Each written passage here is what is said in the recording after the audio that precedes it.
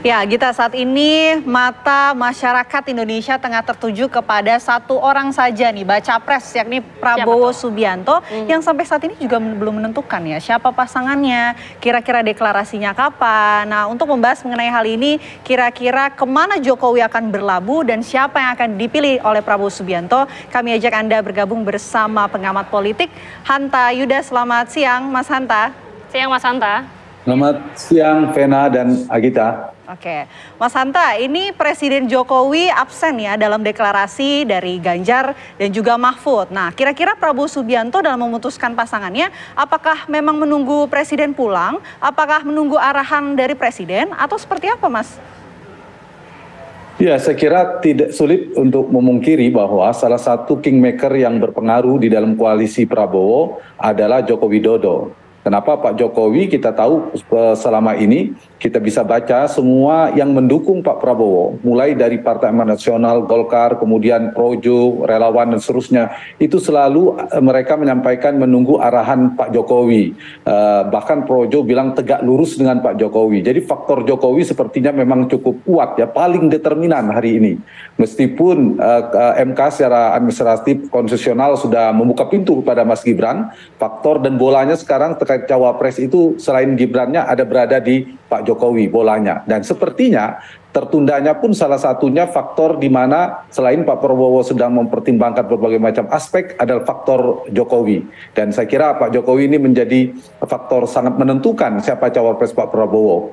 Itu, Vena, Agita. Oke, artinya Pak Jokowi tentunya kita tidak bisa menampik. Ini betul-betul masih dianggap sebagai kingmaker, sangat menentukan, baik tidak hanya untuk Pak Prabowo saja, tapi juga untuk kubu Ganjar dan juga Mahfud. Apalagi kita sudah mendengar, Mas, pernyataan dari Mbak Puan ya. Sebenarnya masih mempertanyakan Pak Jokowi ini masih mendukung Pak Ganjar atau tidak. Kalau dari perspektif pengamat politik, sebenarnya arahnya cenderung kemana sih? Apa jangan-jangan masih terlihat bermain dua kaki selama ini? Iya, sekarang semakin menjurus, semakin agak jelas terang ya. Saya kira diarahkan kemana telunjuk Pak Jokowi itu. Paling tidak kita tidak bisa, saya kerap mengatakan kalau kita berharap terang-terangan itu kan karena presiden itu kan tidak boleh secara etis, secara etika misal mendukung salah satu, dia ingin menunjukkan ke publik dia netral. Yang kedua, gaya komunikasi politik, komunikasi publik dan karakteristik personality Pak Jokowi kan memang jarang belak-belakan, kerap mengirimkan simbol, kode-kode dan tanda-tanda. Nah, tanda-tandanya itu yang bisa dibaca dan tanda-tandanya hari ini Agita, Vena, itu udah semakin terang ya menjurus kemana. Misalnya satu, kita lihat dari pergerakan relawan, banyak relawan memang terpecah, tapi ada relawan yang sangat dekat terasosiasi dengan Pak Jokowi. Pak Jokowi juga suka hadir di sana forumnya, bahkan terakhir membuka munasnya. Kemudian juga mereka sekerap mengatakan bahwa menunggu arahan Pak Jokowi, tegak lurus dengan Pak Jokowi, dan itu Projo namanya sudah mengumumkan mendukung Prabowo Subianto. Kemudian setelah dibuka oleh Pak Jokowi, mereka berkunjung ke Pak Prabowo. Itu kan sulit untuk tidak mengatakan bahwa arah dukungannya ke sana. Yang kedua, kalau mau kita tambahkan, PBNU juga kerap mengatakan kita tidak jauh-jauh dari Jokowi. Nah, itu tunggu juga arahnya. Nah, yang ketiga adalah Mas Kaisang sendiri itu secara simbol membawa tanda dari Pak Jokowi berada di PSI, Ketua Umum PSI, dan PSI belakangan meskipun belum resmi mendukung siapa, tapi kerap menunjukkan kemesraan bersama koalisi Prabowo. Di acara-acara deklarasi partai pendukung Prabowo selalu hadir. Dan terakhir ini yang kita tunggu, apa betul apakah Mas Gibran akan jadi cawapres. Kalau misalnya Gibran menjadi cawapresnya Pak Prabowo, kita tidak relevan lagi bahas dua kaki. Itu udah semua kaki-kaki politik Pak Jokowi, semua badan politiknya berada di Prabowo Subianto. Karena kalau netral saja Pak Jokowi hari ini sudah merugikan PDIP. Mestinya kan sudah bersama PDIP mendukung Mas Ganjar dan seterusnya. Yang kedua, sedikit saya tambah, yang menarik kenapa menjadi perebutan antara Prabowo dan Ganjar. Sepertinya sakti sekali telunjuk Pak Jokowi ini. Saya ingin menjelaskannya karena dua faktor. Satu faktor politik, yang kedua faktor elektoral. Dari sisi faktor elektoral, Pak Jokowi ini strategis karena memiliki basis pemilih yang masih loyal, militan. Nah, pemilih 2019 itu sekarang kan lebih banyak ke Mas Ganjar, Vena. Nah, bisa jadi kalau bergeser ke dukungan diarahkan ke Prabowo, itu bisa bergeser. dukungan itu. Yang kedua, dari sisi approval rating yang angkanya sekitar 75% itu sekarang sudah terbelah antara memilih Ganjar dan memilih Prabowo. Nah, ini yang membuat strategisnya posisi Pak Jokowi, tingkat kepuasannya masih tinggi dan punya pemilih militan sekitar 25-30% relatif bisa diarahkan oleh Pak Jokowi. Yang kedua, dari sisi mesin politik, Pak Jokowi menang pertarungan Pilpres 2 putaran, punya pengalaman, punya jejaring relawan, jejaring partai yang saya katakan tadi dekat dengan Golkar, dengan PAN dan seterusnya. Dan jangan lupa Pak Jokowi ada presiden yang sedang menjabat ketika 14 Februari nanti. Artinya fitur-fitur kekuasaan, jejaring kekuasaan itu dikendalikan oleh Pak Jokowi. Nah, itulah sebabnya menjadi rebutan. Dan hari ini kecenderungannya, saya ingin mengatakan kecenderungan ya, belum simpulan 100%, kecenderungan kuatnya ke Prabowo Subianto, apalagi tadi disinggung oleh Vena dan Agita, kelihatan ada Mbak Puan mempertanyakan, Mas Ganjar juga ditanya bajunya kok putih hitam, iya putih dan hitam, tidak abu-abu. Saya nggak tahu siapa yang abu-abu, dua kaki ini diarahin ke siapa. Tidak ada simbol Pak Jokowi di pendaftaran Mas Ganjar kemarin, tidak ada disebutkan nama Pak Jokowi setahu saya ya Pak, atau saya terlewat. Kemudian Mas Gibran juga tidak hadir. Jadi saya kira sepertinya PDIP sudah menyiapkan strategi atau posisi bertarung tanpa Jokowi, atau bahkan sudah siap berhadapan dengan Pak Jokowi kalau sekiranya Mas Gibran menjadi cawapres. Oke, jadi memang PDIP dalam deklarasi terakhir juga sudah menunjukkan bahwa rasa-rasanya independen ya, tanpa adanya campur tangan dari Presiden Jokowi. Mungkin begini Mas, dari pasangan yang saat ini sedang dibahas untuk mendampingi Prabowo Subianto, saat ini masih ada mengerucut 4 nama yang lagi seksi dibahas juga ini soal nama putra sulung Presiden Jokowi, Gibran Rakabuming Raka, kemudian juga ada Erick Thohir, ada juga Khofifa, dan satu lagi juga yang Yusril juga ikut saat ini tengah menjadi perbincangan. Nah, kira-kira dari 4 nama tersebut siapa yang potensial? Apakah masih putra sulung Presiden Joko Widodo? Ya, begini, apa sih yang menjadi kebutuhan objektif dan rasional Pak Prabowo dalam konteks ini? Pak Prabowo membutuhkan cawapres sebenarnya yang kontributif secara elektoral, sekaligus dia menjadi faktor komplementer bagi Pak Prabowo ingin memenangkan pertarungan di Pilpres mendatang. Karena itu, faktor-faktor yang kalau determinan kan yang dipertimbangkan pasti yang pertama figur yang diterima oleh koalisi. Nah, di fase kandidasi inilah tantangannya, Agita, Vena. Apakah ada figur yang bisa diterima oleh semua partai? Yang kalau di sini faktor Pak Jokowi, kalau Gibran mungkin semua akan menerima. Tapi kalau bukan Mas Gibran, ini saya kira juga akan menjadi cukup alot di dinamika internal koalisi. Yang kedua, dari aspek pemenangan. Nah, ini yang apa yang menjadi kebutuhan objektifnya, dan yang ketiga dari sisi proyeksi pemerintahan. Kalau di sisi proyeksi pemerintahan ya bisalah dikombinasikan presidennya apa, wakil presidennya punya basis personality apa, backgroundnya apa dan seterusnya. Nah, kalau dari sisi elektoral kebutuhan Pak Prabowo itu saya merangkumnya dalam 3 hal. Satu, dia secara elektoral melengkapi wilayah-wilayah di mana Pak Prabowo masih lemah. Prabowo kan basisnya di Jawa Barat, di Banten masih relatif sangat lemah, di Jawa Tengah dan lumayan kuat tapi kompetitif di Jawa Timur, di Sumatera sudah lumayan. Itu satu kebutuhannya. Yang kedua adalah basis NU. Nah, apalagi sekarang cawapresnya Ganjar maupun Anies berbasis NU. Apakah harus variabel NU menjadi penting atau sebaliknya variabel NU tidak determinan lagi karena ternyata mereka juga sudah ngambil NU juga. Yang ketiga, nah ini ya poin yang ingin saya sampaikan adalah variabel Jokowi. Nah, basis pemilih Jokowi ini yang ingin diambil oleh Pak Prabowo sebenarnya. Dan tergantung, sebelum bicara nama, ada 2 strategi untuk mengambil cawapres itu. Apakah ingin memaksimalkan basis di mana dia belum maksimal, misalnya Jawa Timur, atau memecah basis lawan untuk membuat basis baru. Dan di situ pilihannya Jawa Tengah. Nah, kalau pilihannya Mas Gibran itu berpotensi memecah basis PD Perjuangan dan Ganjar Pranowo, dan ada potensi Gibran membawa basis suara kepada Prabowo Subianto. Nah, ini yang bisa, tapi ada risiko juga. Apakah ini juga seperti pisau bermata dua, mendorong pemilih di Jawa Barat atau basis-basis Prabowo misalnya kecewa juga pergi. Sehingga harus diukur yang membuat Pak Prabowo, Pak Jokowi berhitung mengkalkulasi lebih banyak yang pergi atau lebih banyak yang datang. Kalau lebih banyak yang datang daripada yang pergi berarti akan naik elektabilitasnya. Tapi kalau sebaliknya berpotensi terdegradasi.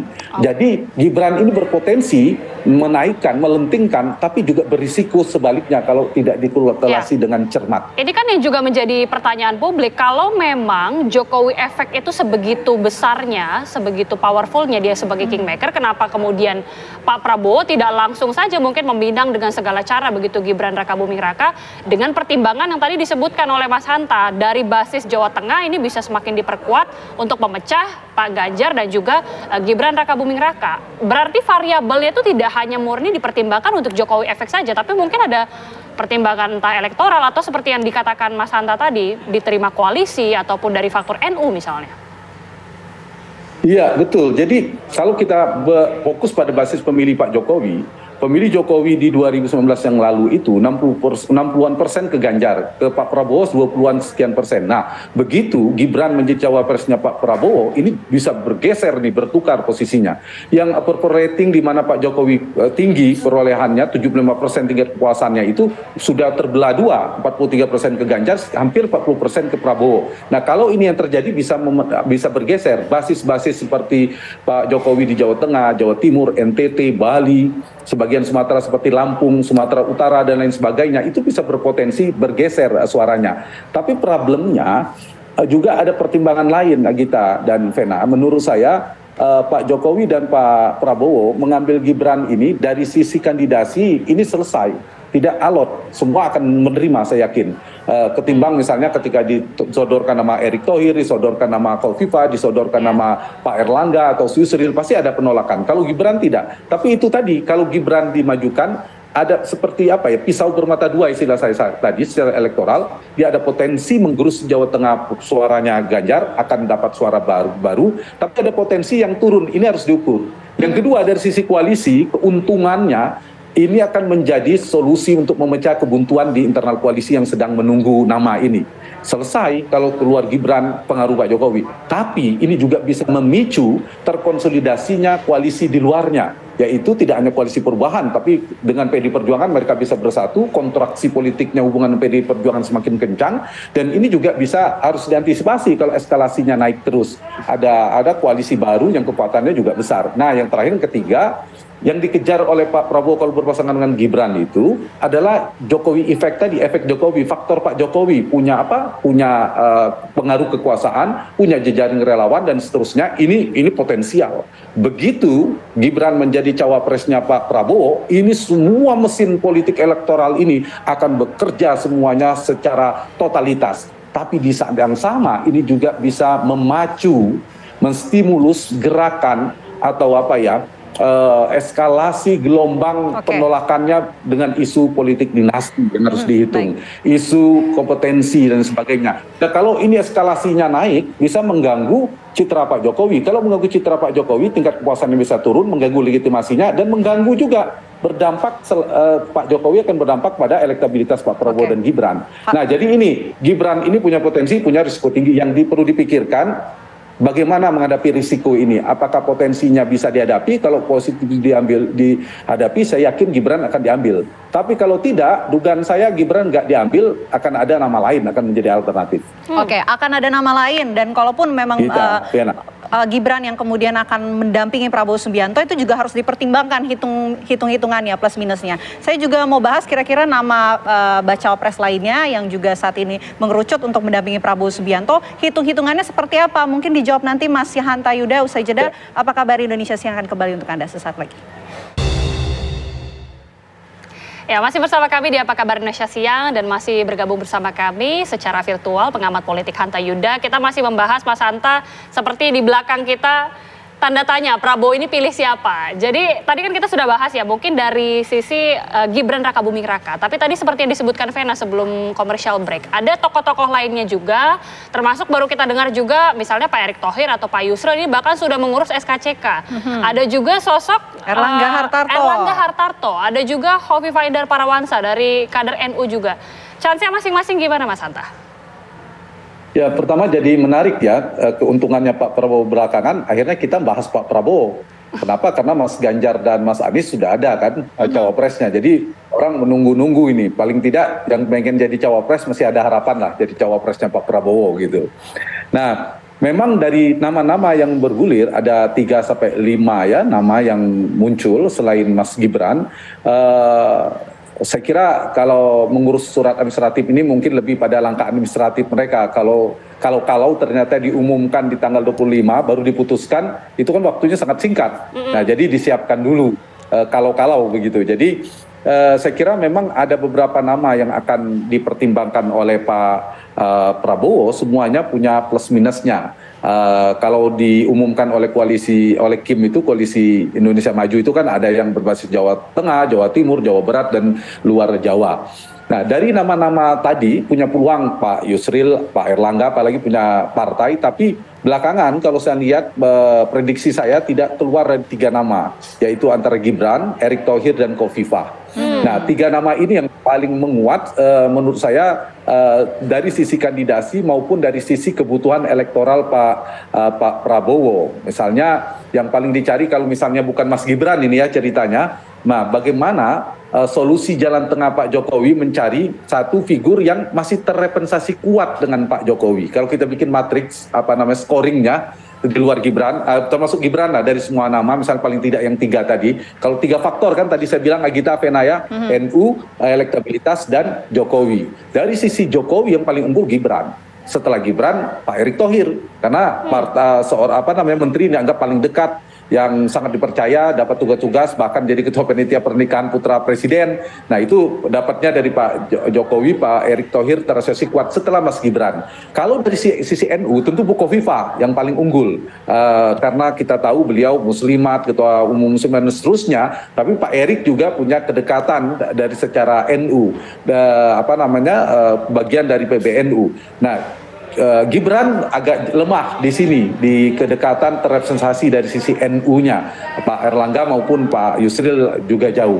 Nah, ditambah satu lagi dari faktor elektabilitas. Kalau kita lihat dari tren-tren berbagai macam lembaga survei, Erick Thohir relatif tinggi, kemudian Pak Mas Gibran juga lumayan, kemudian Bu Khofifah juga lumayan. Nah, ini saya kira tinggal racikannya yang dipilih oleh Pak Prabowo untuk mengambil dari sisi mana. Apakah misalnya dari sisi NU tidak terlalu determinan?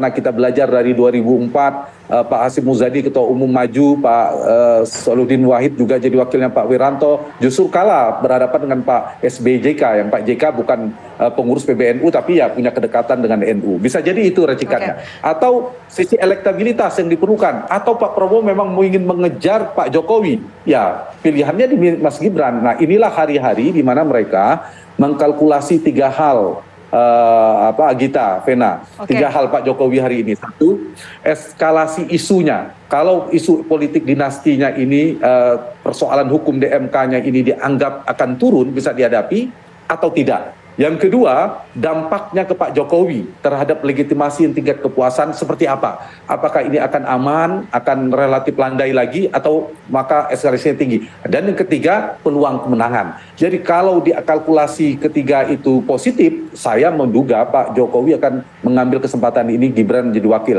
Tapi kalau ragu, peluang kemenangannya belum aman, ya saya kira mungkin Gibran tidak jadi maju. Ini yang mungkin dikalkulasi beberapa hari ke depan. Oke. Apalagi Sekjen Gerindra juga sudah memberikan ciri-ciri lah, spill kode-kode dari cawapres pendamping Prabowo. Ciri-cirinya ini anak muda dan berpengalaman di pemerintahan. Apakah memang Gibran Raka Buming Raka ataukah bisa jadi Erick Thohir? Ya, kita akan lihat bagaimana dinamikanya. Bisa dua-duanya. Baik, kita akan lihat bagaimana dinamika politik ke depan. Ya. Antara 2 itu, kalau mau dikerucutkan sekarang mengarahnya antara Gibran dan Erick Thohir. Tapi Gibran keunggulannya dia memiliki akseptabilitas di koalisi, pasti diterima karena Pak Jokowi faktornya. Tapi dari sisi Gibran akseptabilitas koalisi tinggi, yang kedua terasosiasi kuat ke Jokowinya tinggi. Kalau Mas Erick Thohir itu kekuatannya dari sisi elektabilitas, dia lebih merata kekuatannya di beberapa teritorial. Yang kedua, Pak Erick kelemahannya di akseptabilitas partai, apakah partai-partai lain menerima gitu. Ya inilah saya kira harus mengambil keputusan seperti apa Pak Prabowo dan Pak Jokowi penentunya, ditambah para ketua umum partai. Ada waktu beberapa hari. Oke, masih ada beberapa hari terakhir, masih ada beberapa hari lagi sebelum nanti menuju tanggal 25 dan kita akan menantikan siapa sebenarnya pasangan jodoh politik dari Prabowo Subianto. Tapi terima kasih sekali lagi pengamat politik Hanta Yuda sudah bergabung bersama kami di Apa Kabar Indonesia Siang. Sehat-sehat selalu Mas Hanta, selamat siang.